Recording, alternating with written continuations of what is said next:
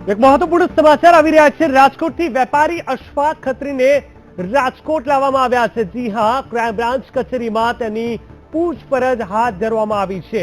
ATS અને crime બ્રાન્ચે પૂછપરછ કરી છે। આપણે બતાવી દઈએ, ખંડણી મામલે નથી કોઈ માહિતી તેવું અશફાકનું કહેવું છે।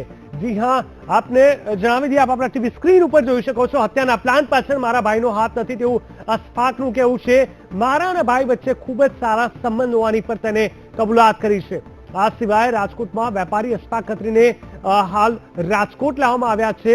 ક્રાઇમ બ્રાન્ચ કચેરીમાં પૂછપરછ માટે તેમને રાજકોટ લાવવામાં આવ્યા છે। અશફાક ખત્રીને લઈને ખૂબ મોટો ખુલાસો અહીંયા સામે આવ્યો છે। એટીએસ અને ક્રાઇમ બ્રાન્ચ પૂછપરછ હાથ ધરી રહી છે। અશફાકનું કહેવું છે કે ખંડણી મામલે તેને કોઈ પણ પ્રકારની માહિતી નથી। માણેકચંદ ગ્રુપનો વહીવટ દુબઈથી ચાલતો હોવાની તેને વાત કરી છે। દુબઈમાં માણેકચંદ ગ્રુપ ડી કંપની સાથે કનેક્ટ હોવાની પણ અહીંયા શક્યતા પૂરેપૂરી છે। જાણકાર સૂત્રો તરફથી જે જાણવા મળી રહ્યું છે।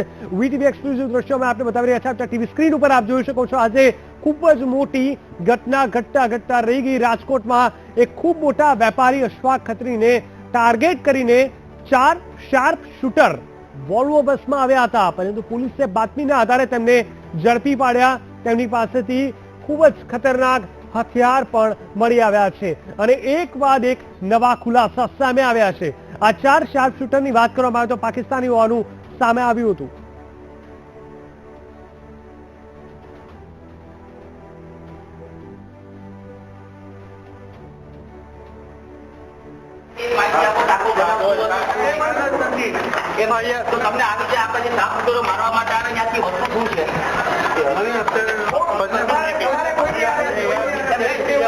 ભવિષ્યમાં કોઈ એવી દુશ્મનાવટ હોય કે એવું કઈ ખરું?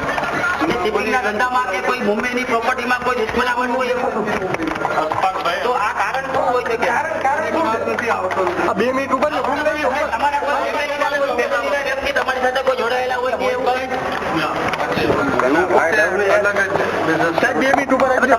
ખરેખર શું છે? મીડિયામાં અલગ માહિતી જાય છે, તમારો ખરેખર બિઝનેસ તમે મીડિયા સમક્ષ બોલી જાઓ તો એક્સપોર્ટ ને ઇમ્પોર્ટ નું કામ છે મારું। તમારા ભાઈ સાથે વિવાદ ચાલશે, આને આપ કઈ રીતે? ના, મારે ભાઈ ના આગળ કોઈ વિવાદ નથી, કોઈ વિવાદ નથી। મારા ભાઈ એમાં ઇન્વોલ્વ નથી।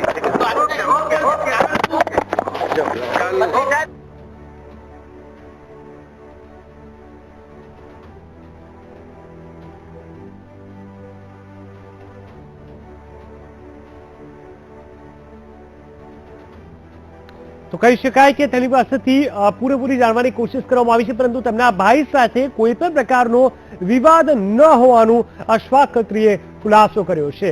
આજે ખૂબ જ કહી શકાય કે ગંભીર ઘટના ઘટતા રહી ગઈ। કદાચ જો પોલીસને બાતમી ન મળી હોત અથવા પોલીસે સમય સૂચકતા ન વાપરી હોત તો ચોક્કસથી કદાચ આ વ્યક્તિનો જાનને આજે પૂરેપૂરું જોખમ હતું।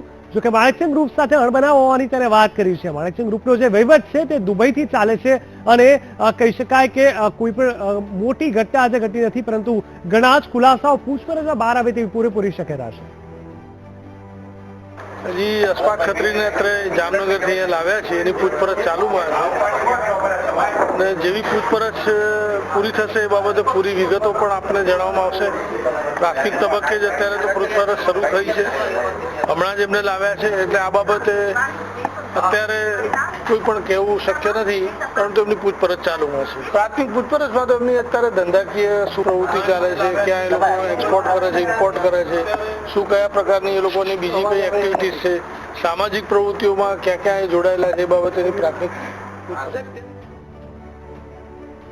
તો હાલ અમારી સાથે જોડાઈ ગયા છે મારા સંવાદદાતા અનિરુદ્ધ નકુમ। અનિરુદ્ધ, જણાવશો જે રીતે અશફાક ખત્રીને રાજકોટ લાવવામાં આવ્યા છે, ક્રાઇમ બ્રાન્ચ પૂછપરછ કરશે, પરંતુ આજ સુધી કોઈ નવી ખુલાસા તેમના તરફથી બહાર આવ્યા છે કે શું આખી ઘટનાને લઈને?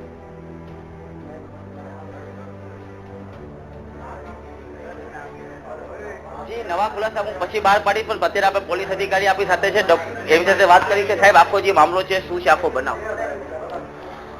જે સવારે આપણને શંકાસ્પદ માણસો બસમાંથી ઉતારી અને તપાસ કરતા એમની સાથે પ્રાથમિક ઇન્કવાયરીમાં એવું નીકળેલું છે કે જામનગરના કોઈ વેપારી માટે એ લોકો અહીંયા આવેલા છે। જે જામનગરના વેપારીનું એ લોકો નામ દેતા હતા એ લોકોને આપણે અહીંયા બોલાવે છે તપાસ હશે અને એની કોઈ જૂની દુશ્મની છે અથવા કોઈ ફોન આવેલો છે કે કેમ અથવા એવી કોઈ પ્રકારની પ્રાથમિક પૂછપરછ અત્યારે ચાલે છે અને એમાંથી જે પણ કંઈ નીકળે એ આધારે બાકીનો ગુનો દાખલ કરી અને તપાસ હાથ ધરવામાં આવશે. પ્રાથમિક તપાસમાં કોઈ દુબઈના કનેક્શન નીકળે એવી કોઈ વાત છે? એવી કોઈ હજી સુધી પ્રાથમિક તપાસમાં કોઈ વાત નીકળી નથી. ફક્ત અને ફક્ત શરૂઆતની પૂછપરછમાં આરોપીઓ એવી વાત કરેલી છે કે અમને આ નામના માણસે આ નામના માણસ માટે અહીંયા મોકલી આપેલા છે. આરોપીએ કોઈ જામનગર જઈને રેકી કરી હોય કે આખો જે મેન માણસ છે એ અનીસ ઇબ્રાહિમનો માણસ છે એ વિશે શું કહેવામાં આવે? એ વિશે અત્યારથી કંઈ કહી શકાય નહીં અથવા તો પ્રી મેચ્યોર કહી શકાશે, પણ રેકી કરી હોય એવી શક્યતા નકારી શકાય એમ નથી.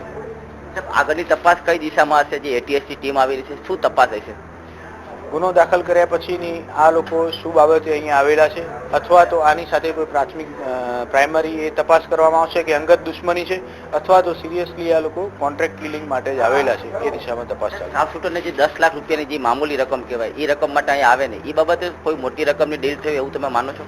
એ અત્યારે કહી ન શકાય. એની એકવાર ઇન્ટ્રોગેશન ચાલુ થાય રિમાન્ડ દરમિયાન આ બધી બાબતોનો જ આપણે પર્દાફાશ કરવાનો રહેશે.